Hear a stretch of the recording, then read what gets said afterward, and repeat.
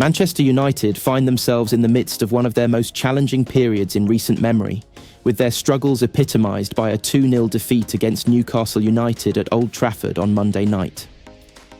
Welcome back again to the latest news. This marked the Red Devils' 4th consecutive loss in all competitions and their 3rd successive Premier League game without finding the back of the net. As they prepare to face league leaders Liverpool at Anfield on Sunday, the club is grappling with a host of problems both on and off the pitch. United currently sit 14th in the Premier League table, just 7 points clear of the relegation zone. Their recent form has been abysmal, with 5 losses in their last 6 league games, making the threat of relegation a haunting reality for a club that once dominated English football. Although it remains unlikely that United will drop to the Championship, their recent performances have cast doubt on their ability to avoid being dragged deeper into the relegation battle. A loss to Liverpool this weekend, coupled with a win for 18th placed Ipswich Town, could shrink their safety cushion to just 4 points.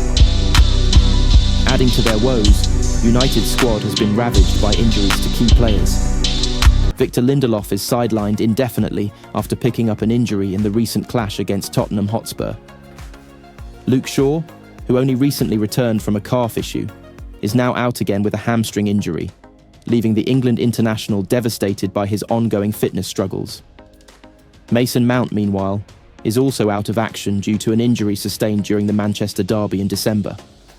Manager Ruben Amorim has confirmed that Mount will be unavailable for several weeks.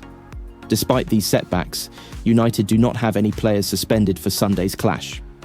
Manuel Ugarte and Bruno Fernandes are expected to return to the squad after serving 1-game bans during the defeat to Newcastle.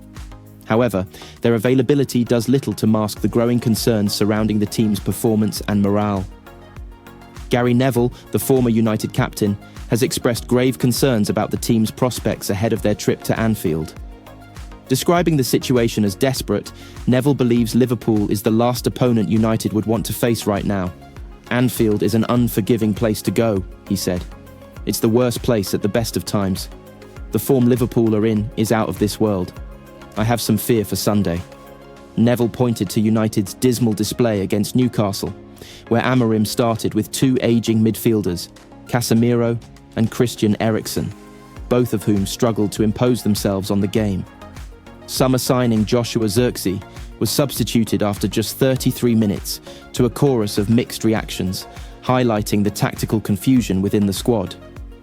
Marcus Rashford, once United's talisman, was an unused substitute, with Amorim later admitting, "I don't make excuses. People are tired of them at this club. Our club needs a shock." The Red Devils' recent struggles are not confined to the league. Their FA Cup defence could end prematurely when they face Arsenal at the Emirates in the 3rd round. United have not won at the Emirates since 2019, and with Arsenal currently in scintillating form, the odds are stacked against them. A loss would leave United with only the Europa League as a realistic route to silverware this season. Winning the Europa League would not only deliver a much-needed trophy, but also secure Champions League qualification, which seems unattainable through their league position. Looking ahead, Neville highlighted the internal challenges facing Amorim. The Portuguese manager has been vocal about his dissatisfaction with certain players' training efforts, particularly Rashford and Alejandro Garnacho. However, Neville believes their inclusion against Liverpool could offer a glimmer of hope, given their pace and ability to trouble defenders like Andy Robertson and Trent Alexander-Arnold. Right now, it's needs must, and it's desperate, Neville admitted, acknowledging the delicate balancing act Amorim faces in trying to set a new cultural standard, while also addressing the immediate need for results. United's problems are not limited to tactical and injury issues. Their home form has been a significant concern, with the team winning only 13 of their 25 games at Old Trafford across all competitions in 2024. This starkly contrasts with the formidable home form they enjoyed under Erik Ten Hag in the 2022-23 season, where they lost just 2 games at Old Trafford. If United are serious about re-establishing themselves as top 4 contenders, they must transform Old Trafford back into a fortress.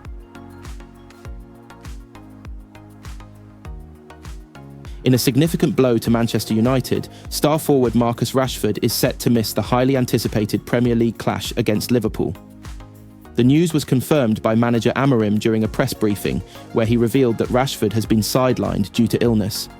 Marcus is ill, and unfortunately he's not training today at Carrington, so I think he's going to be out, Amorim stated, expressing disappointment over the unavailability of one of his most crucial attacking players. The announcement comes as a shock to fans and teammates alike, with the Liverpool fixture being one of the most eagerly awaited matches on the Premier League calendar. Rashford, who has been in solid form this season, was expected to play a pivotal role in what is always a fiercely contested encounter. Rashford's absence leaves a significant void in United's attacking lineup. Known for his pace, precision, and ability to deliver in high-stakes games, Rashford has been a key figure in Erik ten Hag's squad. His absence could force a tactical reshuffle, with Amorim potentially looking to Ahmad, Alejandro Garnacho, or Antony to step up and fill the gap. This development also puts additional pressure on Bruno Fernandes, who will need to orchestrate the attack with even greater intensity in Rashford's absence. The United manager may also consider leaning on young talents or alternative formations to keep Liverpool's defence on their toes. The rivalry between Manchester United and Liverpool is one of the most storied in football history, with both clubs fighting for dominance on multiple fronts. United's recent form has been promising, but facing Liverpool without Rashford's dynamism and attacking prowess is undoubtedly a challenge.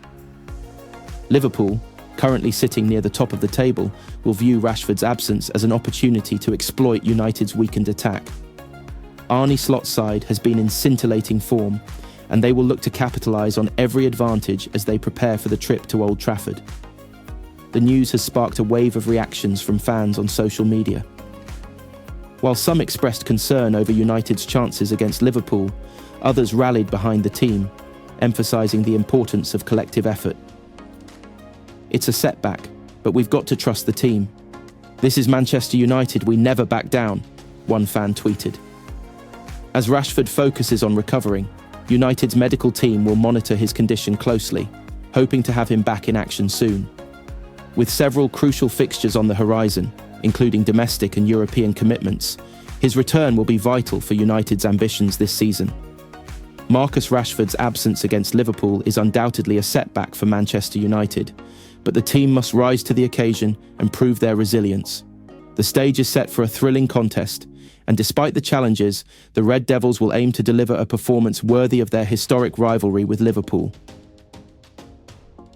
If Ruben Amorim had been granted his wish, he would still be in Lisbon now, eyeing up a 2-week January break and trying to guide Sporting to a third title under his watch, a perfect parting gift before his summer move to Manchester United. At Old Trafford, Ruud van Nistelrooy would still be enjoying the buzz of being caretaker manager. The bounce he elicited from United, along with a system the players were comfortable in, might have nudged the club towards the top half of the table. Instead, Van Nistelrooy has a mighty relegation battle on his hands at Leicester City, and one of the clubs he is trying to catch his former one, who have gone from a bad season to one where relegation is being mentioned as a possibility. Amorim's mid-season arrival and his drastic change has made things worse before they get better. But then the 39-year-old head coach saw all this coming. When United approached him about replacing Erik ten Hag in November, he wanted to wait until the end of the season. He felt he had a job to finish at Sporting, but he also knows that significant change is more straightforward to push through with a summer transfer window and a full pre-season stretching out ahead of you. Speaking after United had made their move, but while he was still Sporting CP boss, Amorim said, "I had 3 days to decide one option that radically changes my life. The only request I made was for it, the transfer, to be at the end of the season, and they United told me that it wasn't possible, that it was now or never. I knew if I rejected it, that in 6 months I wouldn't have it. And I knew that in 6 months I would know that I wouldn't be at Sporting." Amorim had already told Sporting that this was his final season. It was shaping up to be a glorious one, but United's move stopped it in its tracks. At the time, it felt like United had acted like a big club should, demanding they get their man now rather than wait another 8 months. In hindsight, should they have listened to Amorim? Spending most of the season with a caretaker might feel like a waste of time, but Van Nistelrooy was delivering results and was a safe pair of hands. He didn't rip up the 4-2-3-1 system of Ten Hag. Instead, he tweaked it, he made changes to the team, and he delivered an improvement. Amorim's change has been much more drastic, and these players clearly don't fit his demands. 5 defeats in 6 Premier League games leave United precariously placed, and any outside chance of European qualification through the league has vanished. Amorim is learning nothing now that he couldn't have picked up in the summer if he had started at Old Trafford then. As for Sporting, Amorim's good work has started to be undone. They are now top only on goal difference, and 4 of the first 5 games after his departure ended in defeats. It was so bad that Amorim's replacement, João Pereira, has already been sacked, dismissed on Boxing Day after just 8 games in charge. A new year is a time for new starts, but it might have suited both United and Sporting, not to mention Amorim, Van Nistelrooy and Pereira, to have stuck with the status quo until the end of the season. It looked like United were doing the right thing in pushing for Amorim to come immediately, but the evidence of the past few weeks suggests otherwise. Manchester United are close to agreeing a new contract with Ahmad and will trigger the 1-year option in Harry Maguire's contract. Both players are out of contract in the summer, but United have the option of an additional year on both deals. Ahmad, 22, is in line for an improved contract, while Maguire's stay at the club will be extended until 2026. Ahmad has emerged as United's talisman since Amorim was appointed as head coach last month and scored the winner in the Manchester derby 3 weeks ago. Amorim said last month Maguire is perfect for a back 3 setup and the Portuguese remains committed to playing in a 3-4-3 formation. Ahmad is near, Amorim said. Harry Maguire, we are going to trigger our option. I spoke with him this morning and I told him that he has to improve his game on the pitch. We need him a lot. And also, he has to improve as a leader, because we all know the situation that he had here, but we need him a lot in this moment, so we are going to trigger happily the option for Harry. Maguire, who was stripped of the United captaincy by former manager Erik Ten Hag 18 months ago, regained the armband temporarily during the 4-0 victory over Everton at the start of December, and donned the armband again in the 2-0 defeat to Newcastle on Monday night. Amorim believes United are starved of leaders. It's the thing. Imagine, Josh, there are moments in the career of a player that are different. Maguire coped very well with his struggles, and when you look at our team, we are starving for leaders on the pitch. He is a leader. He has to improve that part. He has to improve his game. So we are happy to continue with Harry,